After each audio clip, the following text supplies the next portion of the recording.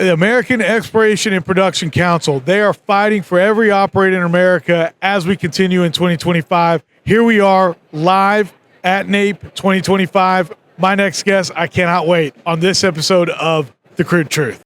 In 1901, at Spindletop Hill near Beaumont, the future of Texas changed dramatically as, like a fountain of fortune, thousands of barrels of oil burst from the earth towards the sky. Soon, Detroit would be cranking out Model Ts by the millions, and America was on the move, thanks to the black gold being produced in Texas. Now, more than a century later, the vehicles are different, but nothing else has truly changed. Sure, there may be many other alternative energy sources like wind and solar and electric. But let's be honest, America depends on oil and entrepreneurs, and if the USA is truly going to be independent, it has to know the crude truth. This episode is brought to you by LFS Chemistry. We are committed to being good stewards of the environment. We are providing the tools so you can be too. NAPE Expo, where deals happen. Air Compressor Solutions. When everything is on the line, Air Compressor Solutions is the dependable choice to keep commercial business powered up. Sandstone Group. Exec Crew. Elevate your network, elevate your knowledge. Texas Star Alliance. Pecos Country Operating. Fueling our future. And thank you as always for tuning into another episode of The Crude Truth. We're live here at the NAPE Expo 2025, and sitting next to me, as you can already see, is a individual that is just literally fighting for us tooth and nail in the oil and gas industry as an operator. Pecos Country Operating cannot be more happy with what's going on. Our guest today is a president of the American Exploration and Production Council, Ann Bradbury. Ann, how are you? I'm great, Ray. Thanks for having me today. Oh my gosh, thank you. And you have been on a whirlwind tour here at NAPE. I mean, It's been crazy. This is at least your second year in a row where you've just been back to back to back to back. Yeah, it's a lot. It's always exciting to be here at NAPE, with all these companies and industry. And so it's a pleasure. Oh my gosh. Well, you saw me geek out and fan out because what you're doing and what you represent is the livelihoods of millions of Americans in the oil and gas industry, and really more than just oil and gas. Yeah. And so I just cannot thank you enough for a few minutes. You know, you reside there in Washington, D.C., so you're feeling the energy here at NAPE. You know, what's Washington, D.C. like right now? Yeah, there's a lot of energy, no pun intended, in D.C. right now. I was talking to a group and was like, can you believe that we're 17 days into the Trump administration? Like, it feels like it's been much longer than that because things have just been happening fast and furious. Literally, it takes that Fast and Furious to a whole new level from the movie to what happened during that other administration. And, you know, you talk about that. So many things are going on. A good friend of mine yesterday coined the term because like so many things are happening. Gaza, who would have ever thought? He said, all right, if you can't be nice and you can't be nice, Mom and Dad are going to take away the toy. And he's going to, President Trump's going to say Gaza. I heard a crazy conspiracy theory real quick, possibly building a canal. Than getting all our oil coming up. Whoa, conspiracy theory. Anyway, but no, the Exploration Production Council. What are you guys up to? So we are looking to really build on the momentum that the Trump administration has created to create durable, long-term, pro-American energy policy in Washington. And, this is not the work of a couple days or a couple weeks, but months and years. And we've been building the groundwork and the foundation for this for years. And we're really excited about the opportunity and happy to talk more about kind of what some of those durable pro-energy policies might look like. Yes, and there's several, as we were kind of talking in our quick pre-production meeting. And really, I want to start with the obvious in the room. Drill, baby, drill. Drill, baby, drill. I mean, God, that just sounds amazing, does it not? But when people ask me, they're like, well, are you excited about drill, baby, drill? Absolutely. But I think it means something completely different than putting more holes in the ground. It means different things to different people. That's right. And I think the way I interpret drill, baby, drill is actually, I think the way, and Chris Wright said this at his hearing, is let's build, baby, build. Yes. Right? Because we don't necessarily need, to your point, to be, putting a lot more holes in the ground. What we really need to unleash American energy dominance is to build out the infrastructure that we need to most efficiently get the products that y'all are producing to the end user where it's most needed in the most efficient manner. So we need more pipelines. We need more, like power plants. We need more LNG export facilities. So, what we really need is the infrastructure to take this incredible product that you are producing at its incredible clip to get it where we need it most. Right. Because when you look at all the infrastructure, and everybody always talks about going electric, right? Or wind or solar, it's like we have, first of all, 100 years worth of infrastructure that's been built on the oil and gas, the coal, and the nuclear. But it's not enough. Not enough. And, I know that's something that you guys are really working on. And what do y'all see in policy-wise on that side of things? Yeah, so first I'll say, I think we need to recognize that demand is going up. Domestic demand is going up across the board, but global demand is going up even more. There are billions of people in the world that don't have access to reliable energy, and American energy is a great source for that, both to help lift people out of poverty, but it's an incredible source for global stability. Energy security is national security. Yeah. And so as we produce this abundant, incredible resource, we can also export it to our allies around the globe. And it's just such a powerful force for good in the world. You talk about the powerful good, the force for the good in liquid natural gas. Texas alone is considered the Saudi Arabia of natural gas. I think Pennsylvania might have something to say about that. I'll let y'all work that out. But you talk about that, and let's talk about where Pennsylvania is in the Northeast, and how we don't have pipelines that literally can go, basically from Houston to Dallas. Yeah. Right? Because, it's all just highly tense over there with all the states. And we don't have the pipeline or infrastructure to get that done. They're literally burning diesel or fuel. It's wild. And it's hurting our atmosphere, doing all things. Or the rumor I'm hearing is they're even getting it from Russia. Yeah, they certainly have, very recently, and it's expensive. Yes, and it's worse for the atmosphere. And so we need infrastructure. We need to build in order to truly unleash American energy dominance, both at home and around the world. With everything that y'all are working on right now, I want you to, if you don't mind, just tell me exactly how it is that you guys, for people that don't know, how are y'all helping out the operators and oil and gas companies? And more importantly, for anybody not in the energy sector, how are you helping out just the everyday person by fighting for oil and gas? Yeah, absolutely. So, first, we work with policymakers on both sides of the aisle because our goal is a pro-energy majority. And we see real opportunities for better energy policy over the next 2 years, and we want to really capitalize on that momentum. One of the issues that we're working on as a huge priority is the elimination of the methane tax or the natural gas tax.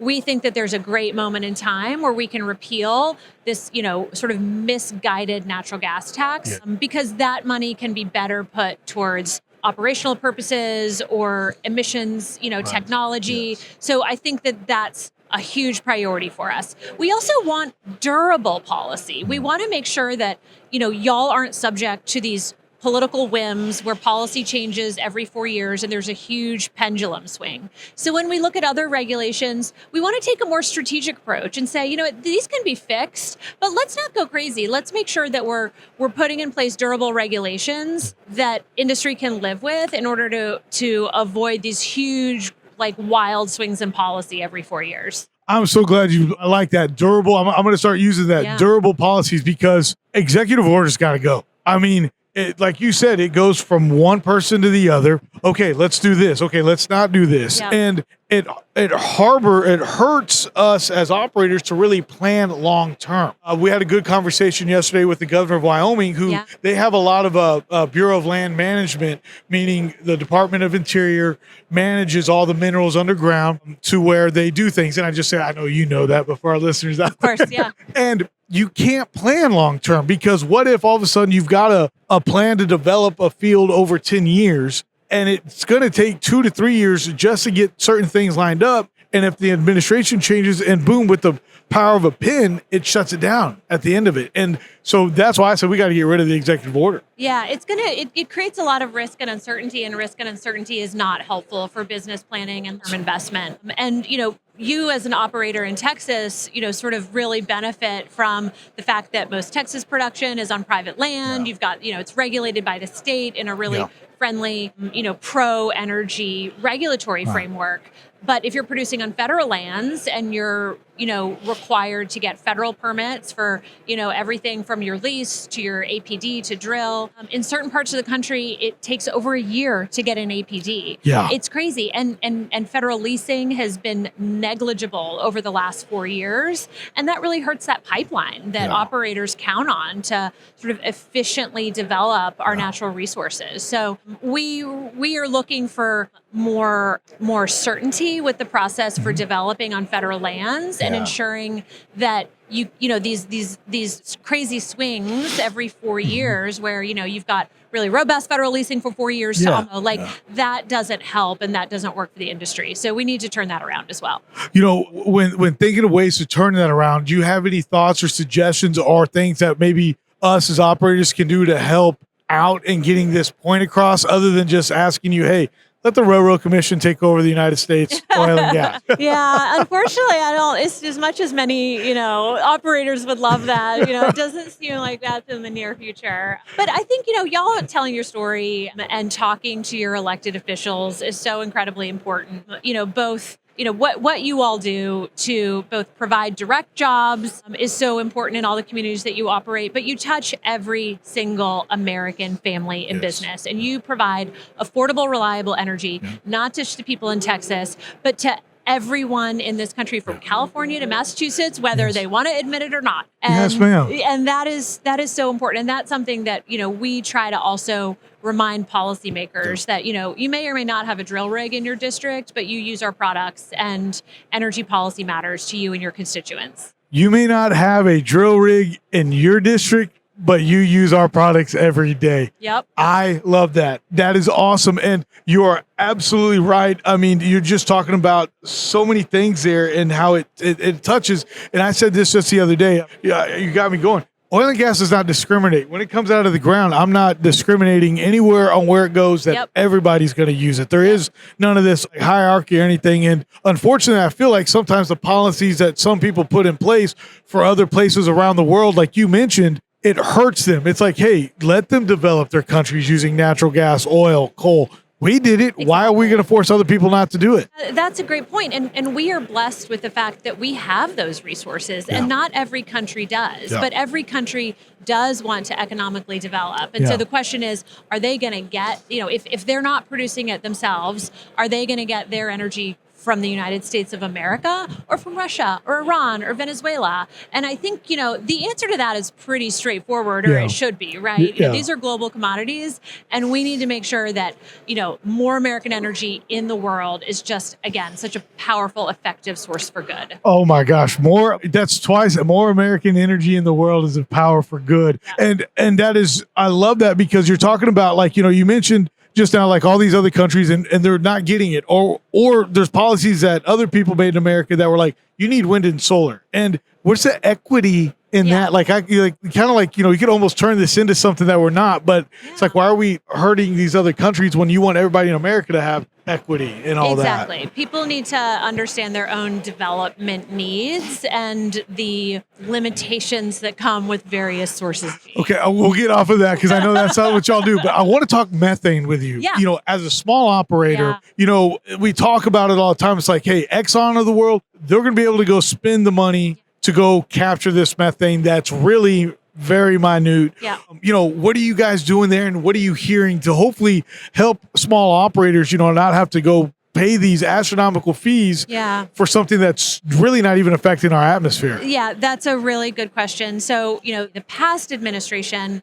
took a number of actions to address methane emissions. And so you got to kind of unpack them one at a time. The methane tax was one of the things that was passed in the so-called Inflation Reduction Act. It's really a very punitive tax on producers, and it penalizes oil-weighted companies based on how they interpreted the formula. So we need to get rid of that. It's a punitive tax, it's unfairly implemented, and it should be repealed, and we want to repeal it. Yeah. So that's one. Then there's the broader methane regulations on new and existing sources. And for that, we think a more strategic approach is appropriate. One of the things it should be, though, is cost effective. Right. Because to your point, not every operator is Exxon, not every operator, has the ability to utilize certain technologies at scale. And the regulations need to recognize that and need to provide for some flexibility and compliance so that it works and is cost effective for big operators and small operators. Oh, wow. I love that so much.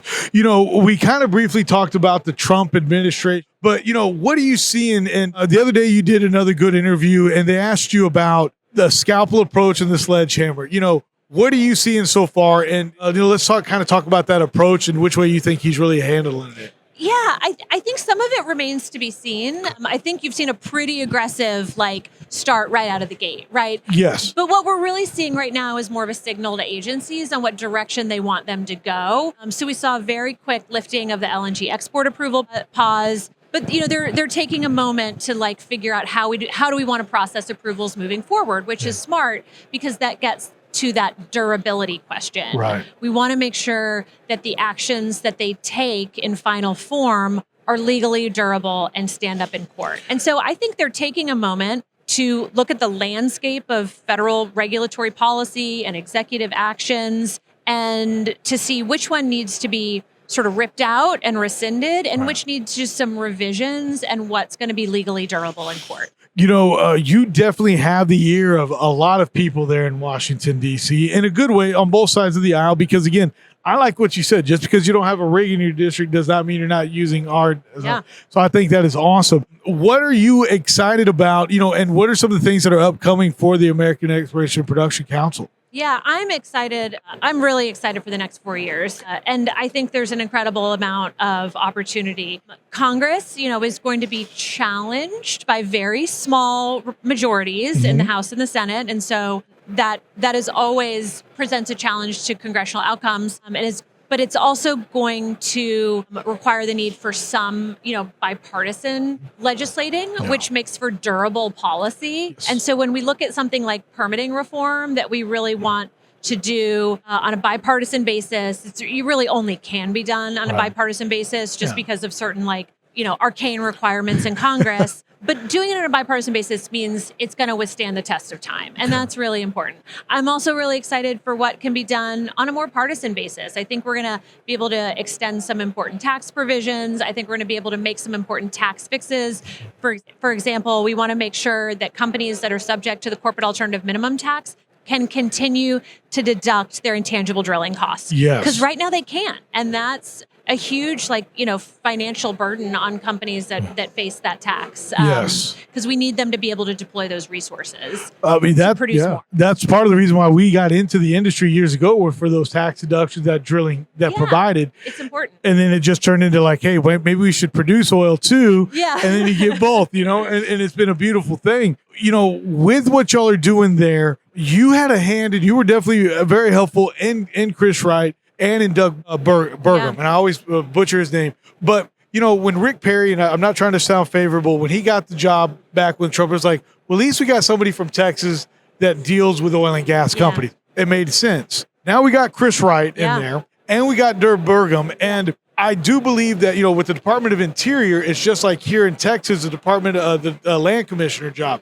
They deal with all the minerals. I already know probably that I think the former Land Commissioner here of Texas has been talking to those guys as well, helping them out. What are you excited about for Burgum and Wright as they go in these jobs? First, I can say that our industry should be ecstatic about the nominees that President Trump chose to run these energy-related industries. You just couldn't find two more knowledgeable, substantive, sensible individuals that are going to really be able to drive energy policy from a place of deep knowledge and understanding of the industry. And so that's really exciting for us. And it's really important too, to have those guys in the room as these decisions are being made. As you said, Department of Interior oversees all federal lands. Yes. It's a huge remit. Yes. There's a ton of production on federal lands that has been stymied over the last 4 years. And so being able to turn that around is really important. From the perspective of Chris Wright, it's a really broad remit. In a lot of ways, the Secretary of Energy is our energy ambassador in the world. Right. It's the office that approves LNG export, approvals. And it does a lot of really important R&D, to sort of help develop the next generation of technology. And he's just sort of a general spokesman for the energy industry and steers a lot of energy policy. So having those guys in those places is really exciting.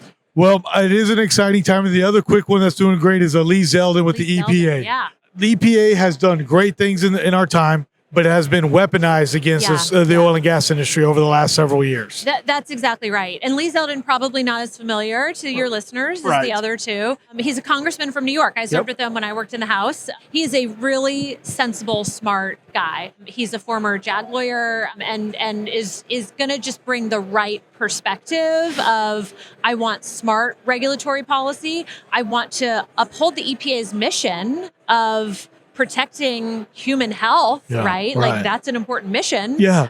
But let's not weaponize that mission and let's not, overkill business with regulations that don't make sense and put people out of business. So he's going to kind of take a look at the regulatory policy of the last 4 years and try to right size it in a way that, again, gets at that durability and cost effectiveness that we've talked about. Golly. And again, I cannot thank you enough for coming. You were here last year at NAPE. It looks like there's already more people here than there was last year. Can you tell the difference between last year and this year in the energy? What are your thoughts? And, what is a good thing that you've always enjoyed about the NAPE Expo? I think that NAPE is it's always a fun place to be. It's always a fun place to be with so many energy people in one place. And there is a really tangible energy here that people are really excited about, what the next few years will bring. And that's been really fun to be a part of. Oh my gosh. Well, and again, I cannot thank you enough for coming on the Crude Truth.